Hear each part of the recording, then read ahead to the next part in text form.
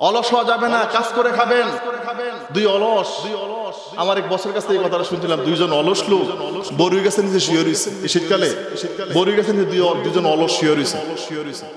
দুই অলসে শুয়ে ঘুমাই রয়েছে, তাদের চারিপাশে ফাঁকনা ফাঁকনা বড়ি ফইরা চারিপাশে বড়ি একটা স্তূপ হয়ে রয়েছে। লুকাইলো, এই তোরা সমস্যা কি? তার সমস্যা কি? এই বড়ুজে ফরুজে খাস না কি রে? দেখছেন নি ভাই, প্রায় এখানে 12 ঘন্টা শুয়ে রয়েছি। এই এখানে মানুষ এত অলস, একটা মানুষ দইরা আমাকে বড়ি খাওয়াই দিল না। কথা বোঝেন না? মনে ইতান্ডি মানে অলস না, যে ইতান্ডি এত অলস। 12 ঘন্টা শুয়ে রইলাম, কত বড়ি আমাদের উপরে পড়লো, চারিদিক দিয়ে শুধু বড়ি পড়েই রইলো। এখানের মানুষের মতো অলস মানুষ আমি একজনও দেখি নাই, একটা বড়ি দইরা আমাকে খাওয়াই দিল না। তাহলে বোঝা গেল তে অলসের আব্বা, ঠিক কিনা বলেন? দেখি অলসে আব্বা।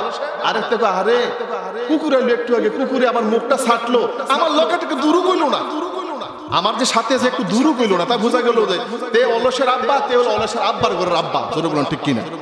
আমার বন্ধুরা এরকম মানুষ আছে যে আপনাদের এলাকা আছে, আমরা বাক্সমন বহুত আছে, একটাও কামাই নাই, কুদুর ফরের বউর একটা পর একটা ধাক্কা মারে, দোনা কিছু আছে না। এতে দোকানে যাইবো বন, এরপরে আমরা চা একটু পরে ওরা খাইবো।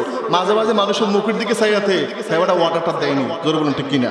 এই যে ইলেকশন গেল কয়দিন আগে, জিজ্ঞাসা তোমার দোকানও কাটটা, তোমার দোকানে কি এ কেতলি নাকি আনারস নাকি তোমার ওই যে কি নৌকা নাকি তোমার এটা ওই যে ফুলকপি আর নাকি ওই যে ইয়ারটা কিনা ট্রাক্টর, কোনটা তোমার দোকানে কোনটা? আমার দোকানে ট্রাক্টর। আমি ট্রাক্টর করে আমার এড়িয়ে দাও, আমি ট্রাক্টরটা কিন্তু আমার এড়িয়ে দাও। মানুষের খানা খাইতে খাইতে তার জীবন শেষ। এখন ইলেকশন গেলে 5 বছরে খিদা খাইবি, এই জন্য কর্ম করে খাও, কাজের ভিতরে লজ্জা নাই, ঠিক কিনা বলেন?